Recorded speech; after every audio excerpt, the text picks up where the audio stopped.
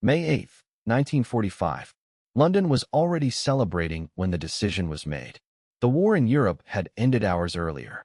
Crowds filled Whitehall. Church bells rang. Flags hung from windows. Inside government buildings, the mood was quieter, restrained, almost clinical. In a secure room in London, Winston Churchill met with Britain's senior military leadership. The men present were not gathered to plan victory parades or demobilization schedules. They were summoned for something else entirely. Churchill issued a direct instruction. He ordered the Joint Planning Staff to prepare a full-scale offensive against the Soviet Union. This was not framed as a theoretical study. It was not a defensive contingency. Churchill demanded an operational plan for war. A war to be launched against the Red Army, the same force that had fought alongside Britain to defeat Germany. He set a provisional start date, July 1, 1945. The room absorbed the order in silence. The implications were immediately understood. The Soviet Union was not a distant adversary. Its armies were already deployed across Central and Eastern Europe. Their troops stood face to face with British and American forces along an improvised frontier running through Germany. Churchill was explicit about the purpose. The objective was to compel Soviet compliance with post-war agreements, particularly regarding Poland and Eastern Europe. He did not ask whether this was politically palatable. He did not ask whether the Americans agreed. He instructed his chiefs to calculate what it would take to fight and to present him with options. When the planners raised the obvious problem of numbers, Churchill pushed further. He acknowledged Soviet superiority in manpower and armor and demanded compensating measures. Among them was a proposal that stunned even seasoned officers: the rearmament of German soldiers who had surrendered to the Western Allies only days earlier. These men, Churchill argued, could be reorganized and used to bolster Allied strength in Europe. The instruction was recorded, classified, and compartmentalized. Only a handful of officials were aware it existed. Outside the room, the public narrative remained one of unity and shared triumph. Churchill himself would soon appear on a balcony, smiling and raising his fingers in a V for victory. Inside the machinery of government, a different calculation had begun. Britain had won the war against Germany. Churchill had already ordered preparations for the next one. In early May 1945, the military situation in Europe was unusually static for a war that had just ended. Armies had not yet dispersed. Supply depots were full. Command structures were intact. For a brief moment, force existed in place before politics dissolved it. On paper, the imbalance was overwhelming. The Red Army fielded roughly 7 million men in Europe, organized into approximately 170 divisions. They possessed numerical superiority in tanks, artillery, and aircraft. British and American forces together amounted to roughly 4 million men across fewer than 50 divisions. Any sustained conventional war favored the Soviets decisively. But the question posed to the planners was not parity. It was opportunity. The Red Army's strength was real, but it was also geographically extended. Soviet forces had advanced hundreds of miles from their original supply bases. Rail networks in Poland and Eastern Germany were damaged, incomplete, or operating at maximum strain. Command and control across newly occupied territories relied on speed rather than depth. Soviet doctrine emphasized mass and momentum, not flexibility. Western planners identified this as a vulnerability. Allied forces, though smaller, retained intact logistical systems stretching back to ports in France, Belgium, and the Netherlands. Fuel, ammunition, and replacement vehicles were immediately available. Allied armies were mechanized to a degree the Soviets could not yet match, allowing for rapid concentration of force along selected axes. Timing mattered more than numbers. Soviet units were still consolidating their gains, reorganizing after the capture of Berlin, and adjusting to occupation duties. Many formations were under strength after months of heavy fighting. Rotations, rest cycles, and redeployments had not yet occurred. For a limited window, the Red Army was powerful but not fully settled. Air power was another factor. While Soviet aviation was formidable, the Western Allies retained operational advantages in coordination, range, and logistical support. Allied air forces could rapidly shift squadrons between sectors, provide sustained interdiction, and disrupt rail and road networks behind Soviet lines. Control of the air did not guarantee victory, but it could complicate Soviet responses during the opening phase of a conflict. The most controversial element of the opportunity lay in manpower. Churchill's proposal to rearm German soldiers was rooted in cold arithmetic. Tens of thousands of German troops had surrendered in the West in organized formations. They were trained, disciplined, and familiar with European terrain. Their equipment existed in depots. Their command structures could, in theory, be reconstituted under Allied supervision. Planners did not assume loyalty or long-term reliability. They viewed these forces as temporary instruments, suitable for holding ground, guarding lines of communication, or reinforcing thin sectors during the initial phase of an offensive. Their inclusion did not equalize strength, but it narrowed the gap enough to permit localized action. Surprise also mattered. The Soviets did not expect war from the West. Their intelligence focus remained on internal consolidation and future political leverage, not immediate confrontation. A sudden Allied offensive, launched while diplomatic language still emphasized cooperation, offered the possibility of disorienting Soviet command at the outset. None of this suggested a path to decisive victory. The planners understood that clearly.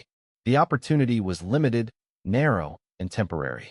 It existed only in the early summer of 1945, before demobilization, before political settlements hardened, before American forces redeployed to the Pacific or returned home. The logic was not conquest. It was leverage. A sharp, concentrated blow might force negotiations before Soviet numerical superiority could be fully brought to bear. It was a gamble measured in days and weeks, not months or years. This was the opportunity Churchill demanded his planners assess. Not whether victory was likely, whether action, taken immediately, could change the post-war balance before it became fixed beyond revision. Churchill's warning was not emotional, and it was not abstract. It was built from observation, repetition, and pattern recognition formed over years of dealing with Stalin. By the spring of 1945, his assessment had hardened into certainty. He did not rely on hope that Soviet behavior would moderate once Germany collapsed. He had already watched the opposite occur. At Tehran in 1943, he saw American willingness to dismiss British concerns in exchange for short-term cooperation. At Yalta in February 1945, he witnessed formal assurances offered by Stalin with no enforcement mechanism attached. Poland, the original cause of Britain's war, was discussed as a bargaining chip rather than a sovereign state. Churchill left Crimea convinced that signatures meant nothing without power behind them. That conclusion shaped his preparation. Upon returning to London, he did not debate Soviet intentions. He treated them as settled fact. His concern was not whether Stalin would consolidate Eastern Europe, but how quickly. He understood momentum. The Red Army had paid an enormous price to reach Berlin, and it would expect strategic compensation. Occupation would become permanence unless challenged early. Churchill framed his warning in military language because that was the only domain where leverage still existed. Diplomacy without force was, in his view, theater. He therefore directed the Joint Planning Staff to abandon assumptions of continued alliance and to recalculate Europe as a contested space. His instruction was explicit: assess how the Soviet Union could be compelled, not persuaded. He pushed his planners to confront uncomfortable realities. Soviet superiority could not be wished away. He demanded honest figures, not optimistic projections. He asked where the Red Army was strongest and where it was stretched. He wanted maps that showed rail junctions, fuel depots, river crossings, and choke points, not ideological boundaries. His preparation focused on systems, not slogans. The credibility of his warning rested on timing. Churchill understood that political conditions were in flux. Roosevelt was gone. Truman was new, cautious, and still forming his worldview. Churchill believed this created a narrow opening in which American policy was not yet fixed. Once Washington committed to demobilization and accommodation, British influence would evaporate. He therefore treated preparation itself as a form of pressure. Even if the operation was never executed, its existence could shape discussions within the alliance. It would force military staffs to confront the consequences of passivity. It would establish that British leadership had not been naive about Soviet intentions. Within his own government, Churchill's warning was isolating. Many officials wanted closure. The country was exhausted. The public narrative demanded peace dividends, not new enemies. Churchill did not dispute that exhaustion. He simply did not believe exhaustion altered reality. In his view, the price of ignoring the Soviet position in 1945 would be paid later, under worse conditions. His preparation extended beyond force ratios. He demanded intelligence estimates on Soviet morale, command cohesion, and internal strain. He asked whether Soviet troops, after years of brutal combat, could sustain another major campaign against well-supplied Western armies. He questioned whether the Kremlin would risk confrontation so soon after victory, or whether it would prefer negotiation if faced with resistance. Churchill's credibility did not come from optimism. It came from restraint. He did not promise victory. He did not minimize risk. He acknowledged openly that the operation might fail. What he rejected was complacency. He believed that refusing to calculate options was itself a strategic decision, one that surrendered initiative without contest. By insisting on preparation, Churchill forced the British military to articulate the limits of power rather than hide behind assumptions of goodwill. His warning was not a call to war for its own sake. It was an insistence that the end of one conflict did not erase the conditions for the next. In the spring of 1945, Churchill had already reached his conclusion. The alliance with the Soviet Union was a wartime convenience, not a post-war reality. His warning lay in the act of planning itself. He wanted the record to show that the danger had been identified, measured, and confronted before it became permanent. That warning would soon collide with forces far beyond his control. The plan unraveled not on maps, but inside institutions designed to prevent exactly this kind of rupture. Once the Joint Planning Staff began their work, the first barrier emerged immediately: authority without autonomy. Britain no longer fought alone. Any offensive of consequence required American participation, American manpower, and American political consent. Churchill could issue orders to study war. He could not order war itself. The American position was clear, even if it was never delivered as a formal refusal. Washington's priority in May 1945 was not leverage over the Soviet Union. It was demobilization, redeployment, and closure. Millions of American soldiers were already earmarked for transport home or reassignment to the Pacific. Public expectation in the United States was unequivocal. The war in Europe was finished. Any suggestion of a new conflict would have been politically radioactive. American military leadership reflected this reality. The Joint Chiefs evaluated risk through sustainability, not momentary advantage. Their calculations focused on what happened after the opening weeks, not during them. From that perspective, the numbers were decisive. Even if an initial Allied strike succeeded tactically, the Soviets could absorb losses and escalate. The Western Allies could not. The Americans saw no strategic endpoint that justified the risk. This caution functioned as an implicit veto. Without American participation, the plan was meaningless. Britain lacked the manpower, industrial depth, and logistical reach to confront the Red Army alone. Churchill understood this. His strategy depended on persuasion, not command. He needed American assent, and it was not forthcoming. Inside Britain, the institutional response was equally constraining. The chiefs of staff were not ideologues. They were administrators of force, trained to convert political direction into executable plans. When they assessed Operation Unthinkable, their conclusions were stark. They did not soften the language. They described the plan as militarily unsound and strategically unsustainable. Their resistance was not insubordination. It was process. They raised concerns through memoranda, briefings, and estimates. Each document narrowed the space for action. Each calculation reinforced the same conclusion. This was not a war Britain could win or even control. The more rigorously the plan was analyzed, the more implausible it became. The proposal to rearm German soldiers intensified these objections. On paper, it addressed manpower shortages. In reality, it opened political and moral fault lines that no post-war government could survive. British officers questioned command reliability, discipline, and cohesion. Politicians understood the optics immediately. British soldiers had spent 6 years fighting Germany. The public had endured bombing, rationing, and loss. The idea of reissuing weapons to former enemies weeks after victory was indefensible outside a closed room. Alliance cohesion imposed further limits. The wartime coalition had been fragile even at its strongest. It was sustained by necessity, not trust. An offensive against the Soviet Union would have shattered that coalition instantly. There would be no unified front, no shared narrative, no moral clarity. Britain would not be leading an alliance. It would be fracturing one. Churchill also faced a narrowing domestic clock.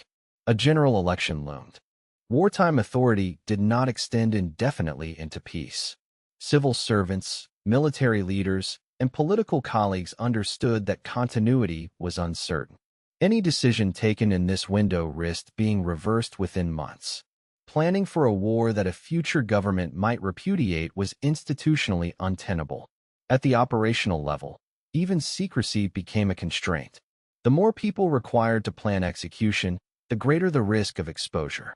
A war against the Soviet Union could not be concealed once preparations moved beyond paper. Troop movements, supply shifts, and command changes would be visible.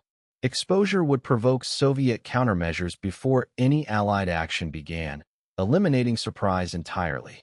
American commanders in Europe reinforced these limits through their own decisions. Orders to halt advances, respect agreed lines, and avoid provocations were not tactical choices. They were political containment measures. They signaled to Moscow that the Western Allies would not challenge the post-war settlement militarily. Each such order reduced the plausibility of Churchill's initiative. Churchill did not lose a single argument in a dramatic confrontation. He was overruled by accumulation. Each institution acted according to its own incentives. American leaders avoiding a new war, British chiefs preventing a catastrophic one, alliance managers preserving unity, politicians anticipating elections, planners responding to arithmetic rather than rhetoric. The system did what it was designed to do. It absorbed an extreme proposal and neutralized it without open rebellion or public crisis.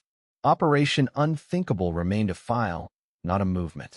Its existence influenced internal thinking, but it never crossed the threshold into action. By late spring 1945, the decision was effectively made without a formal vote. The plan would not proceed. Not because it lacked urgency, and not because its warning was dismissed, but because no institution with the power to act was willing to bear the cost of acting. Churchill had identified the threat correctly. What he could not overcome was the structure of power that had grown around the alliance. That structure favored stability over initiative, consensus over confrontation, and closure over foresight. The overrule was not a moment. It was a process, and by the time it was complete, the opportunity he had identified no longer existed. The consequences unfolded without a declaration, without a shot fired, and without any formal acknowledgement that a choice had been made. They emerged through restraint, hesitation, and decisions that closed doors one by one. The first consequence was positional. Soviet forces remained where they were. The Red Army did not withdraw from Poland, Czechoslovakia, Hungary, Romania, or Bulgaria. Occupation hardened into administration. Military command posts became political headquarters. What had been justified as temporary wartime necessity began to resemble permanent control. Western forces, by contrast, froze. Orders emphasized consolidation, demarcation, and coordination. Advances halted along agreed lines. Armies that had spent months exploiting speed and disruption were instructed to stop, dig in, and wait. Momentum, once lost, did not return. This was not accidental. It was enforced. American commanders received explicit instructions to avoid any action that might be interpreted as provocative. The halt at the elbow was not merely tactical. It ensured that Berlin would fall to the Soviets alone. Control of the German capital carried symbolic and practical weight, and that weight now belonged entirely to Moscow. The consequence of that decision radiated outward. Berlin became the anchor point of Soviet authority in Germany. From it flowed control over the Eastern occupation zone, influence over reconstruction, and leverage in every subsequent negotiation. The Western Allies had accepted this outcome not because they were defeated, but because they chose not to contest it. Operational opportunities disappeared rapidly. American divisions that could have advanced east were redirected south. The rationale was risk management, not victory. Intelligence warnings, alliance sensitivities, and political calculations combined to redirect entire armies away from objectives they could reach and toward threats that proved illusory. Each redirection reduced Western leverage further. As weeks passed, demobilization began. Units thinned. Equipment was mothballed. Soldiers prepared to return home. The Red Army did the opposite. It entrenched. It reorganized. It embedded itself into local security structures. What had once been a fleeting advantage in readiness and positioning reversed quietly but decisively. The consideration of rearming German soldiers left no visible trace on the battlefield, but its absence mattered. Without that manpower, Western forces remained numerically inferior. Without even the possibility of its implementation, planners accepted that no future window would exist. The gap would widen, not shrink. Politically, the consequences were immediate. In Britain, the electorate voted Churchill out of office. The transition was orderly, legal, and decisive. The incoming government inherited a Europe already settled by forced distribution rather than diplomacy. It did not possess the mandate, the appetite, or the awareness to revisit a plan it had never authorized. In Eastern Europe, promises made at conferences dissolved into procedures of control. Elections occurred only where outcomes were assured. Opposition movements were neutralized methodically. Security services, trained and advised by Moscow, replaced wartime resistance networks. These were not sudden acts. They were systematic and uninterrupted. For millions of civilians, the consequence was lived rather than calculated. Borders closed. Governments aligned. Choices narrowed. The absence of a Western challenge in 1945 did not produce peace. It produced certainty, and that certainty belonged to one side. Within Western military institutions, the episode left a quieter mark. Officers who had examined the numbers understood what restraint had cost. They adjusted doctrine accordingly. Future planning would assume Soviet dominance east of the dividing line and focus on containment rather than reversal. The psychological shift was as important as the geographic one. The alliance itself survived, but in altered form. Unity had been preserved at the expense of leverage. Cooperation continued, but without illusion. Trust was replaced by caution. Agreements were no longer assumed to be self-enforcing. They required force behind them, and that force was now constrained by the very decisions that had preserved unity. No battlefield recorded these consequences. No casualty lists announced them. They appeared instead in maps, borders, ministries, and doctrines. They traced back directly to the choice not to act when action was still conceivable. Operation Unthinkable remained unexecuted, but its suppression shaped the world that followed. The war ended, and in its ending, a new division took form, not through combat, but through restraint imposed by political necessity. The consequence was irreversible. By the time it was fully visible, the moment that might have altered it had already passed. The post-war record closed the case slowly, not through revelation but through confirmation. For decades, Operation Unthinkable existed only as rumor. Official histories omitted it. Memoirs alluded to tension without detail. Publicly, the end of the war in Europe was presented as a clean transition from conflict to peace. Privately, the documents remained sealed.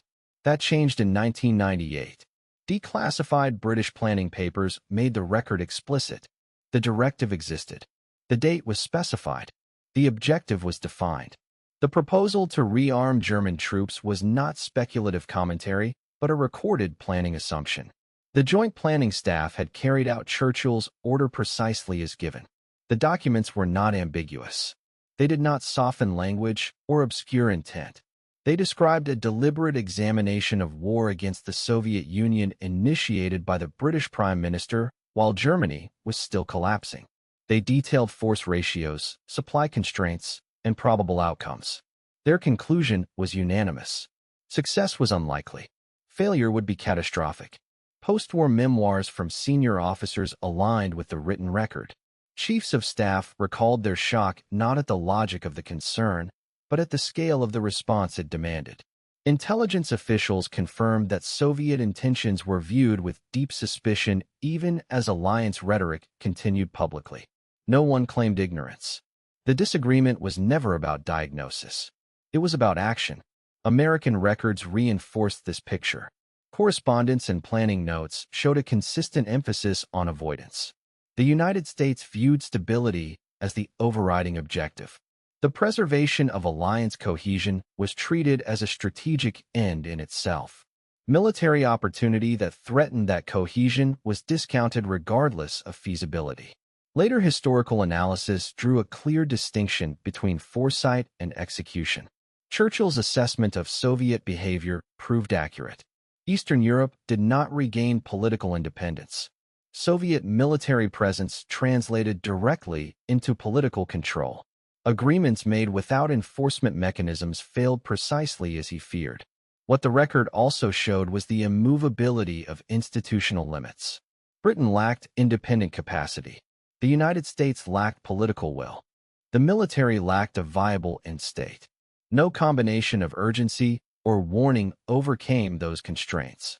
The proposal to rearm German soldiers became, in hindsight, the clearest indicator of desperation. It demonstrated how narrow the perceived window had been. It also underscored how politically impossible the plan was. No post-war government could have justified it. No alliance could have survived it. Historians noted that Operation Unthinkable influenced thinking even in its failure.